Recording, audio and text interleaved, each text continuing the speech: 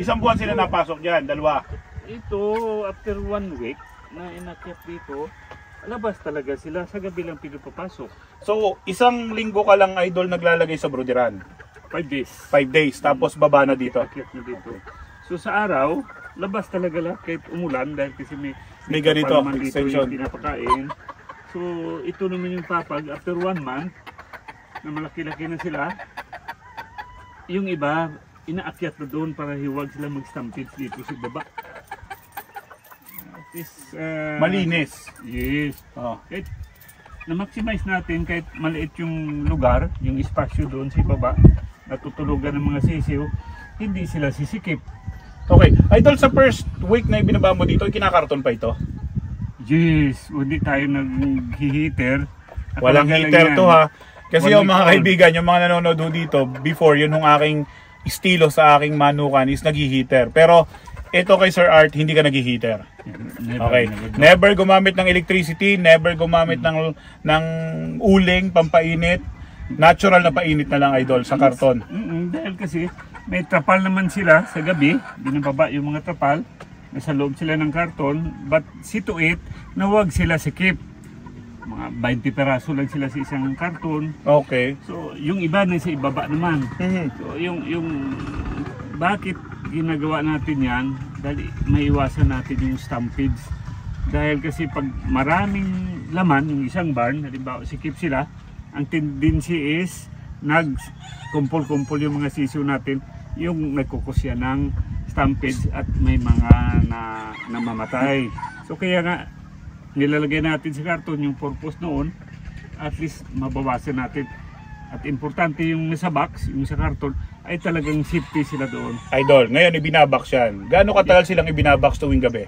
So, ayan hanggang dumating sila mga 1 buwan kalahati o 2 buwan, hanggang 2 buwan, wala na yung box, dapo na lang sila dito sa papag natin.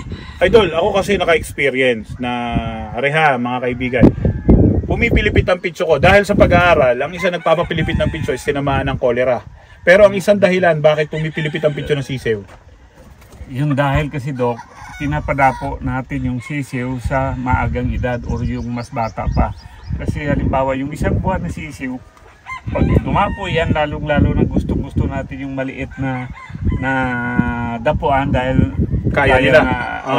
Pero every night, pag nakadapo na yan, habang pabigat yung sisiw natin, yung kill bone, yung buto dito. Yes. Pabaon naman ang pabaon doon sa dinadapuan niya. Kaya nagkakaroon po tayo ng deformities, lalong-lalo na sa mga pitso ng mga sisiw. So yung tinatawag na pilipit ang pitso ng marami, yes. Ha. Okay, this is one tip na talagang ano ko din. Wala ho yan sa libro. It is based on experience, yes. Sir Art. Kasi ang inano ko sa niya, sa ating mga veterinaryo, it is dahilan ng kolera. Pero hindi naman nagkaka-kolera since napakagandang lugar natin. Sir, ang tubig nyo, ano tubig natin dito sa bundok na ito? Dito is pareho naman tao galing sa bundok. Dito yan dumadaloy papunta pababa dito. Spring water. Spring water yan. So actually sa breeding, lagi ko yan sinasabi, Doc. 3 factors that always affects ang mga breeding natin. Una, yung water. Tubig. Pangalawa is air, yung hangin. Yung pangatlo is feeds. So, yung tatlo na yan na binanggit ko, pag yan ay maibigay natin ng maayos sa ating mga sisiw, I think yung almost mga perfect problema natin may eliminate. Halos may eliminate natin yan. For some of you, or alam naman natin, overseas makakapanood nito, buong mundo makakapanood. Kilala nyo Sir Arten, kilala nyo din kung anong feeds yung ginagamit niya na talaga for the longest time yun talaga ang gamit niya. Okay? And sabi nga niya, malinis na tubig, which is spring water kami, na napakaganda. And take note, mamaya papakita ni Sir Art, pag nagpatuka siya ng mga sisiw, halos 2,000 ho ang laman nito. Tingnan nyo, pag may narinig kayong basta very healthy, apparently healthy, walang sipon, walang lahat. Kasama din niya of course si Sir Jovian, silang dalawa yung partner in crime dito sa lahat ng mga ito. Idol, itong ganitong sistema, halos araw-araw nagwawalis talaga dito ng ipot, yes, ano? It is supposed to be talaga, dahil kasi yun naman talaga ang kailangan, lalong-lalo na sa pagmamanok, yung cleanliness. Kaya lang dito kasi Sa totoo lang, yung range area na ito na libo yung laman, nag-isa lang yung tao ko dahil this is my first time dito sa lugar na ito. So talagang madalian ha. So talagang hindi na rin kaya ng tao natin na linisin halos araw-araw. Pero sir, sa kabila ng sabi mo hindi kaya, pero parang ano naman, very healthy. And siguro because of your vaccination. Is malaking factors din ang naibibigay ng vaccination natin. Pero ito lang masasabi ko sa mga kaibigan natin, no amount of vaccination na pwedeng ipalit sa kalinisan na ginagawa natin, sa hangin na hinihinga nila. Dahil kasi pag yung barn natin, pag araw-araw andoon yung mga sisiw natin, andun yung ipot nila, at buong araw na nasa loob din sila, yun ay sisingutin nila. So papasok yan sa lungs nila. Parang kung makita mo yung mga pintor, so dapat talaga ng sasakyan, dapat talaga may mask sila. Dahil kasi pag yan ang amoy or yung ammonia, yung gases na yan na nanggagaling sa pintura or even sa ipot ng mga sisiw natin, it will cause later on ng malalang sakit, lalong-lalo na yung sa respiratory. So kaya iwasan natin na ilagay natin sila diyan, i-expose natin sila sa maraming ipot. Kung maaari, pag-araw lang naman, hayaan po natin na lumabas yung mga sisiw. Huwag po natin hayaan na mamalagi sila dito sa loob ng barn. Otherwise, magkakaroon po tayo ng problema sa respiratory pag araw-araw ay sisingutin nila doon yung ammonia na nanggaling sa ipot. Yes. Yun ang sinasabi ko kanina na quality of air. Yan. Idol, alam mo, thank you ha, dahil napakaganda nito explanation na to. Kasi all the while, yung mga kaibigan, at kasama na rin ako, na pag binakunahan, okay na. Okay. Sabihin nating malinis. Okay. Pero yung sinasabi mong every morning, pagkalabas nila dito sa barn na ito, huwag na natin papasukin ng buong araw. Yes. Sa gabi na lang ulit ilalagay dyan. Yes. Which is, napakaganda nung kanyang kasi una, napakalinis ng hangin. Okay? Wala kang sinusulog dito ng mga plastic kasi wala naman talaga plastic dito. Ang source ng tubig, and makikita nyo mamaya yung sloping ng farm ni Sir Art is nakatagilid talaga. Every time na uulan, malilinis talaga yung lugar. Ito lang siguro ang isang bagay na napapansin ko itong lugar. Actually sa mga nanonood ngayon this is my first time itong sa range area. I used to range my chicks doon sa isang farm ko sa Silay, sa Patag. But this year, ito nga, nag-try tayo dito, nag-transfer. It is just a very small range area for me sa volume na nilalabas natin. It is only 1 hectare. So, kaya tinipid lang natin, naglagay lang tayo ng 5 barn, naglagay tayo ng partition na net. But eventually, after na lumaki na yung season natin at the age of 2 months, tinatanggal natin yung net na partition. That way, mabibigyan natin ng malaking espasyo yung mga manok natin na makapag-ikot. Dahil kasi habang palaki sila, pag maliit yung ating range, magkakaroon din tayo ng problema dahil madali silang magpapaluan. Then of course, yun ang iniiwasan natin palagi na don't overcrowd your chickens or lalong-lalo na sa range area. Dahil kasi yung una, yung feather picking. Yung Idol, sinabi mong feather picking. Sa dami ng inilagay mo dito, ilan tong first batch na to? 500 plus? No, actually yung first batch namin is nagre-range. Every batch nagre-range lang tayo ng mga 400. Feather picking, pwede nyo yes, Idol, bakit hindi nagpe-feather picking yung mga sisiw mo? Alam mo Dok, matagal na yan. Sa tagal ko na bibreed, yung mga bagay na yan na nakita na rin natin sa maraming sistemas na ginagawa pa rin ng mga kapatid natin ng breeder, na taon-taon nakikita na natin kung anong problema mo. So bakit natin ganun pa rin, the next breeding season, ganun pa rin ang ginagawa. So walang ginawang solusyon, walang ginawang action para ma-prevent yung ganun. So dapat talaga yung breeding kasi walang perfect ito. You have to learn lahat na aspeto, you have to improve kung anong mga sistema na mayroon ka sa farm. Yung isang cause kasi ng yung feather picking niyan is crowding. pag too much crowded na yung season natin, maliit yung espasyo mo, that's the time na mag-umpisa yung feeder picking natin. And once, ito lagi tandaan natin, once magsimula na yan, ay mahirap na natin pigilin yan. So ang nangyayari, mag-harvest na tayo ng stags, sira-sira yung buntot. Yeah. So kung dito tayo sa business side, mahirap din natin ibenta yung mga stag natin na walang buntot, na pangit yung buntot. Then of course, kung ilalaban mo naman, hindi masyado buo yung buntot. And idol, to the point na nawawala ng tubuan ng buntot at pakpak yung mga sisiw na yan. Pag nagdugo na yan, pag sumara, yung butas na tinutubuan ng yung buntot na yan, is eventually hindi natutubo. So, magiging abnormality na yan. Yes, so, hindi na mabebenta or hindi natin mailaban. Hindi mapapakinabangan in short. Idol, alam mo, yung feather picking, natanggal natin. Yung respiratory problem, natanggal mo. At yung improvement, sir, mga kasabong ha, hindi ito ganun kalaki sa iniisip nyo sa 400 sisiw. Mamaya makikita nyo dito along the way yung ating mga videos kung gaano ka-healthy, kagaganda. Apparently healthy, wala naman kayo mamaya basag. Na-amaze din ako dahil sa lapad na 1 hektarya, ang halos 2,000 sisiw ay very comfortable sa area. Tingnan nyo yung sistema. May mga puno dito or halaman na hindi niya tinanggal. In which, idol, malaking tulong, ano? Yung mga halamang iniwan mo dyan. Yung sa manok kasi, they don't perspire. Nagpapawis. Yes. So, takot yan sa init. Dalawa lang dapat i-control natin sa nakikita ko. Ever since lagi ko sinasabi yan yung common sense breeding natin na pinapractice. Kasi ano ba yun, yung dalawa na yun? Yung sa sisiw po natin, dalawa lang lagi yan ang abangan natin. Sobrang ginaw or sobrang init. Okay. So pag sumobra yung ginaw, so magkakaroon din tayo ng problema.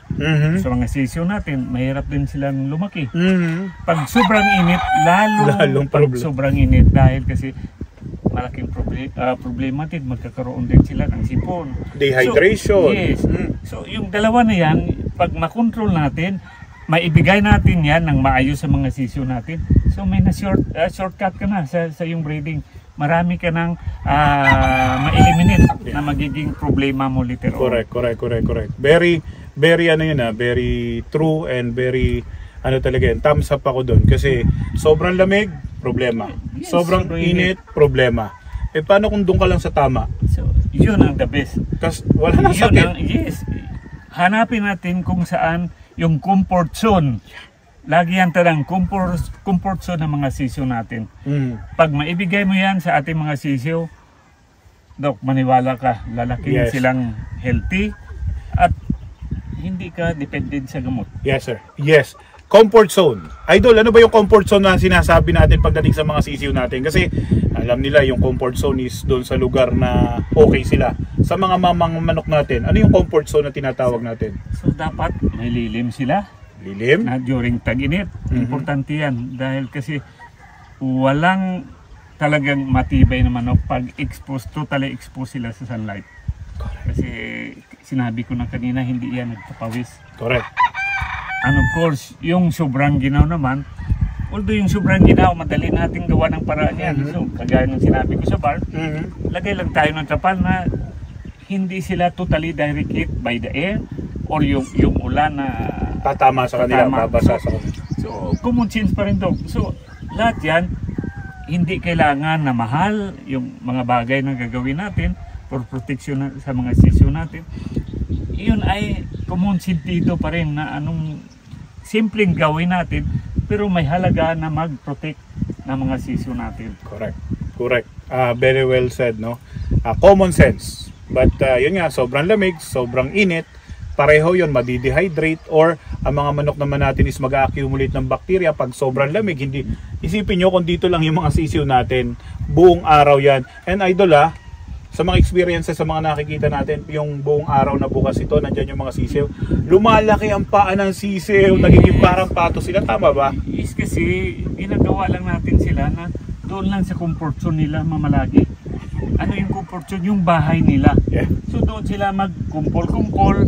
So andyan na lahat, doon sila iipot.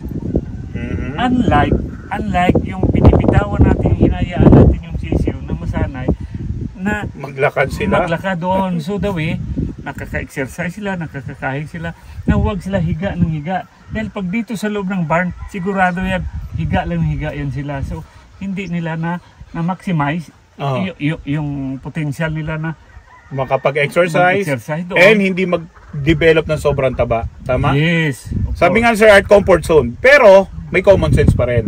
Kasi comfort zone pa rin siya, pero hindi dito sa comfort zone na ito. Dahil, idol, nilalaban natin to eh. Diba? Kailangan nila ng exercise, endurance, diba? Yes. Yung leg muscle nila. Growing athlete.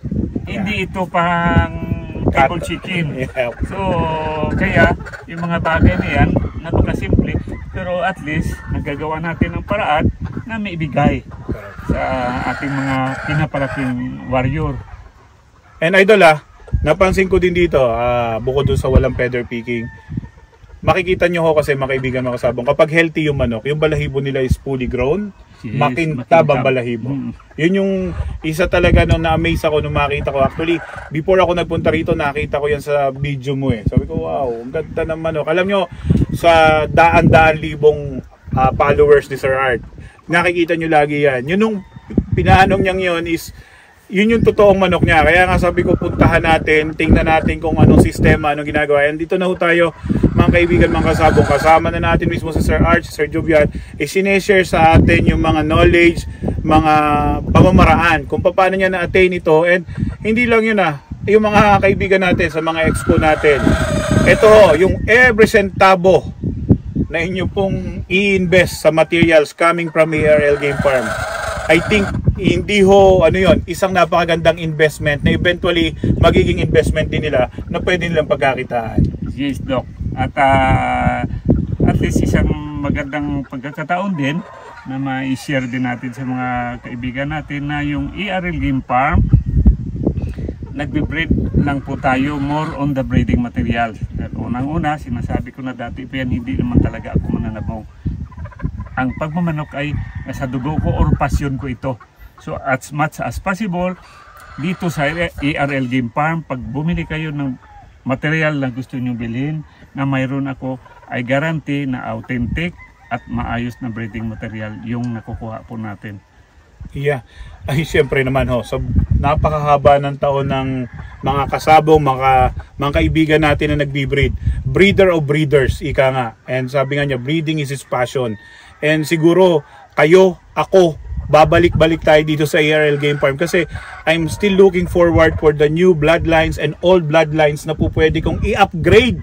Alam nyo yung mga Larry Romero, yun yung mga roundheads niya dito. And ngayon tinitingnan ko yung mga Albanese, of course, yung Clareto, yan ho yung mga ilan. But definitely mga kaibigan, mga kasabong, alam ko marami na rin sa ating mga kaibigan nationwide, Luzon, Visayas, Mindanao, ay nakakuha na or naka-acquire na ng materials coming from ARL Game Farm. And this coming August, I think meron ulit tayo yes. Sa Manila yon, tama? And then October, kung matutuloy tayo sa Cebu, tama ba yon? I hope na matuloy yon. And it's been a while na hindi tayo napunta ng Cebu. Yes, medyo but thank you Lord, nandito pa rin ho tayo, mga kaibigan natin, ang mga breeders na pwede nating masaligan pagdating sa mga quality materials. Ako yan. Basta yung Larry Romero ko, dito galing yon. Yung mga roundheads kong mga ARL roundhead na mga Ray Alexander, tama ba ako, idol? Yeah. And yun yung Claret. Yun yung mga kaibigan natin dyan na nagtatanong, marami na ulit siya. I think by July or August, nandyan na ulit. Yeah, I think even next month. Next month, meron na. Actually ngayon,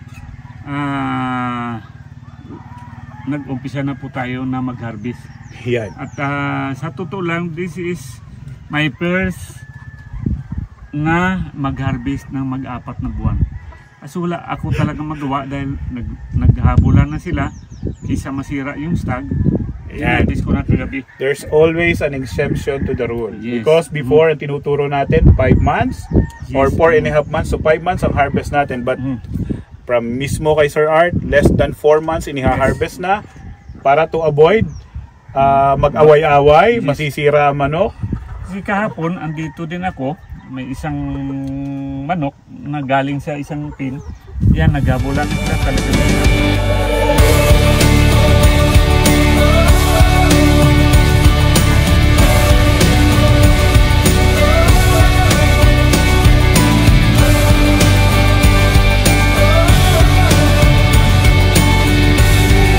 Harvesting. So, ito mga kaibigan, no, nasa likod lang tayo nung kaninang nakita nyo dito sa video. Idol, bakit naging ganito ang sistema? So, ito kasi talagang nakita ko maliit na yung barn, kaya naisip ko kulang din ako ng sheet, kulang kahoy dito. So, nag-extend po tayo sa likuran for the purpose na may silungan yung manok, mayroon din silang dapuan, actually para sa tag-ulan. Or even tag-init, right now mainit. Tingnan mo, andito sila sa loob. Naglagay lang po tayo ng shade net. Ito yung at least kahit pa paano na nasasala niya yung init ng araw. So malaking tulong din. Hindi gaanong kamahalan, at the same time bagong sistema, at of course yung resulta, yung malaking maitulong sa ating mga manok. Kita nyo, tanghaling tapat andito sila sa loob, meaning to say komportable sila sa temperatura na andiyan ngayon sa dinadapuan nila. Yeah, and idol, nakakawang sila doon sa gilid. Hindi talaga siya mag-accumulate. And kita nyo, lampasan yung hangin. Yes, dapat lagpas-lagpas ang hangin. That way, yung ammonia nadadala rin, hindi kulong. Yan o, mga kaibigan, na this is a, sabi nga niya, bagong sistema na isineshare niya sa inyo. Kasi dito sa lugar niya, since ito naman nung makuha ni Sir Artist, talaga siya naglinis nito. Wala masyadong puno, makikita nyo mamaya yung gilid. Pero dito, nagdagdag siya, nag-extend siya, and then ginamit niya itong mga ganitong klase na mga nagsasala talaga ng init. Hindi siya totally ano. Pag umulan, idol, hindi din masyado ito papasok. Pag umulan, may kunti pa rin tumutulo, which is kailangan natin para at least ma-preserve natin yung damo. Yes. Dahil kasi kung walang ulan o walang tubig, is talagang tuyo na ito, mamamatay ka agad yung Carabao grass. Yes. So, actually ito nakita ko lang dahil ginagamit ko sa mga tanim ko nga. So, meron siya mga, doon sa, nakikita niyo sa post yung mga grapes. Matitikman na ba natin yung grapes na yon? Yes, eventually by next month, I hope. Yeah. So, nakita ko na pwede natin i-apply ito sa manukan, so makakatulong, lalong-lalo sa tag-init. Yeah. Laking bagay. Ito yung sinasabi ho mga kaibigan ni Sir Art, na kahit sa bagay ay apply natin yung common sense talaga. Yes. Kasi napaka-importante na hindi yung pareho nung ginamit mo nung nakaraan, wala kang babaguhin, wala kang improvement, ganun pa rin ang magiging resulta.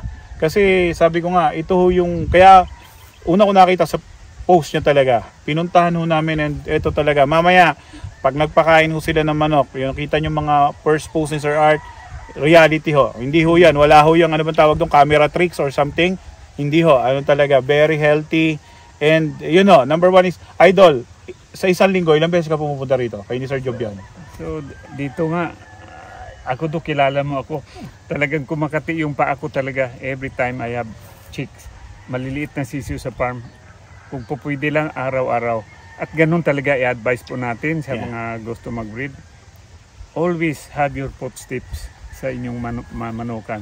Dahil yun lang ang paraan na makikita natin kung gaano kasigla or may sakit yung mga sisiw natin. Dahil kasi andoon po tayo. Hindi po natin hayaan na yung tao lang. Of course, nagtitiwala din tayo sa mga tao natin dahil sinisulduhan din natin. Pero maniwala po kayo, iba pa rin yung ikaw mismo, yung pill na sinasabi nila. Dahil pag ikaw mismo ang pumupunta sa manukan mo, malayo pa lang yung sisiw, alam mo na may sakit siya o wala. Yeah. Totoo yan. And alam nyo, mamaya makikita nyo. Sabi nga, idol, di ba, pag nagpatuka ka, yun to naman yung mga sistemang inaano natin, na pag nagpatuka ka, pag tumakbo yan sa'yo, yung maiiwan doon, may problema. Yes. Tingnan natin mamaya kung may maiiwan dito. Pag may naiwan, shoot yun sa akin. Sigurado. Hindi ho. Totoo yun. Makikita nyo mamaya dito kung gaano ka-healthy. And itong panahong ito na pabago-bago dito sa atin. Extreme heat, extreme na lamig, mamaya sobrang lamig.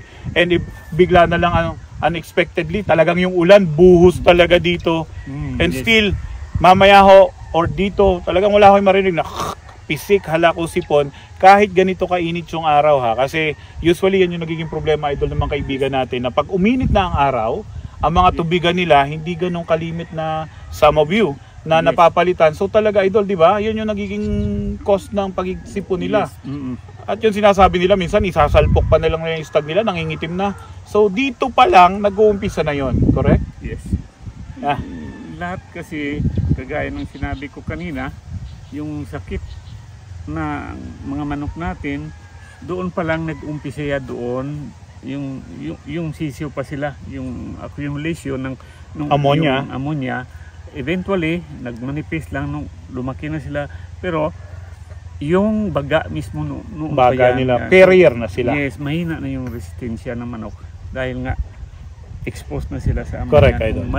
Correct. Kasi lumaki sila na naka-expose doon, nakakala natin normal na kaya yon, pero magmamanifest yan especially once na ginamit mo sa breeding or inihahanda na yung mga manok nila para sa mga labanan na derbies, di ba? At isa pa rin siguro ang gusto ko rin i-emphasize sa mga breeder natin kapatid, na huwag kayong matakot, lalong-lalo na pag ang sisyo natin nagkaedad na ng 2 buwan, 1 buwan kalahati, may balahibo na yan. Di can withstand yung ginaw o yung ulan dahil kasi ibon yan. Huwag tayong kabahan. Ang ibig sabihin mo, huwag masyadong i-baby. Yes, yes, palabasin natin sa barn. Yung kanina binanggit ko, umulan man, sarado yung barn, hindi ko sila hinayaan na pumasok sa loob ng barn. So dahil may balahibo na sila, mas delikado talaga yung init, na sobrang init. Yun ang talagang ikakasakit ng mga manok. Yung ginaw, kasi by nature, ibon yan sila, may balahibo sila. Kaya nila proteksyon. Yeah. Idol, kasi yung iba nagkakaroon ng mga kaso pag sobrang init, na heat stroke talaga. Yes. Kasi siguro ang gamit nilang is yero. Walang, yun na nga. Kung anong pakiramdam mo sa loob ng barn during tanghaling tapat, ganun din ang mararamdaman ng yung mga manok. Kung hindi ka komportable doon sa loob mismo ng barn na yan, ganun din ang mga manok. Pero Dok, kung kaya mo, kung maganda ang pakiramdam mo doon na ikaw yung tao, how much more yung mga manok, they're much more sensitive sa init. Kasi yung ilong, baga na kaagad yung mga manok natin yun talaga. Idol, ano pa yung, kasi marami din mga nag-aabang na rin sa mga manok natin sa August. Bago sila bumili ng materials dito sa ARL, ano yung may advice mo, Idol? Especially yung mga neophytes na kaibigan natin na ang ganda ng materials, hindi makapagparami ng manok. Isa siguro, matuto muna sila. Alam mo, Dok, bakit ako nagpo-post lagi?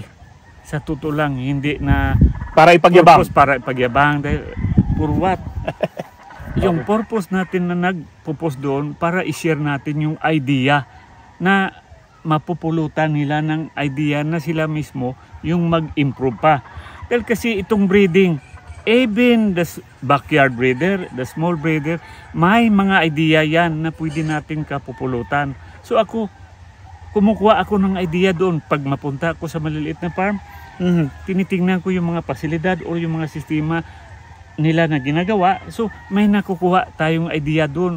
So i-improve lang po natin. So gawa natin ng paraan na ganito pala, ganitong gagawin ko. Pero yung idea na yan ay nagsimula sa nakita mo. So kaya kung maaari pumunta kayo sa ibang farm, titingnan po natin yung mga pasilidad nila o yung sistema nila. Din i-apply natin kung po pwede. Yes, i-apply natin sa iyo, sa farm mo. Din pwede mong mas i-improve kung ano pa. At wag lagi na kung anong ginawa mo itong taon, wag natin ulitin sa sunod uling repetition taon. Of the same mistakes. Paulit-ulit lang yung magiging problema. Alam niyo mga kaibigan, mga kasabong, yun yung farm ko, malapit ho dito. Kami nasa Santa Cruz Murcia ho kami, Negros Occidental. Yun yung mga improvement na ginagawa ko doon. Pag dumadaan si Sir Art at si Sir Jobian sa farm, Idol, anong pwede ko pang i-improve dito? Anong pwede kong gawin dito? Siya ho yung isa talaga, kaya every time ho na makikita nyo, siya ho yung isa sa talagang, ever since bago pa lang ako magmanukan dito sa Negros, isa na po siya sa talagang gumabay sa akin, and up to now, siya ho yung isa sa nagbibigay ng advice, nagbibigay ng mga materials. Of course, nag-share ho ng materials. At saka ho yung ano niya, yung wisdom ho niya, hindi ho madamot na tao. Kaya ho, mamaya mag-text na ho kayo, mag-message na ho kayo sa Messenger. Hindi ho biro to, totoo ho yan. Napakarami na hong natulungan. Yun hong NUM Game Farm, isa ho doon talaga, doon sa core, ano ho doon, kung bakit nabuo yun, si Mr. Art Lopez ho yun. Yan ho'y alam ninyong lahat. Ako ho'y nag-umpisa sa Negros, sa Silay, kung saan ang lugar nila. And nung pag-umpisa kong yun, ng ARL, si Art Lopez na yun, doon sa mga mag-ice cream, mga magtitinda sa palengke. Sino ba yung Art Lopez na yun? Ito na ho, yung Art Lopez na yun. And up to now ho, yan ho, nag-share ho ng knowledge kung ano ho yung mga ginagawa niya, and hindi ho madamot na tao. Hindi ho madamot na tao. Yun lang masasabi ko sa inyo. Kaya, yun, thankful ho ako. Thankful na nakilala. And tito, kuya, siya ho, wala ho akong ibang pamilya dito, kundi sila din ho ni na Sir Jovian dito. Yun ho, talagang kami, kaya halos makikita nyo sa mga post ko minsan, bakit magkasama na naman yan, magkasama naman sila. Yun ho talaga, napaka, and kung pupunta kayo ng Negros, i-remind nyo or inform nyo siya, sabi ko sa inyo, yun yung serbisyo, yun yung pagkilala nyo sa kanya, sabi nyo, tama nga pala si Doc Nilo, si Sir Art Lopez, yun nga pala.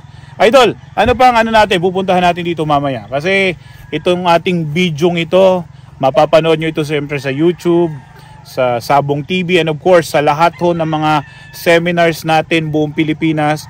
Ito ho yung ipapakita natin, sharing of knowledge ni Mr. Art Lopez ng ARL Game Farm. Kasi humingi ako ng sa opisina at kay Sir Mitos, actually siya yung nagbibideo sa amin na kailangan din nating hindi pagyabang, yung sabi nga niya, hindi pagyabang, kundi kailangan nating mai-share yung ganda, yung galing ng sistema at kung paano niya ginawa yung mga bagay, dahil napakaganda talaga ng manok niya. Hindi ako nagyayabang. Ako'y breeder ho ako, and I look up to Sir Art. Ang manok ko nag-umpisa sa, idol, ano ba yan? Ano ba laban? Pato ba ang manok mo? Mga tipong ganon. Pero ngayon, kahit pa paano ho, talaga na-improve ko ho talaga yung manok ko to the point na kahit siya mismo, idol, okay na. Okay na. Pero may kailangan pa tayong improve.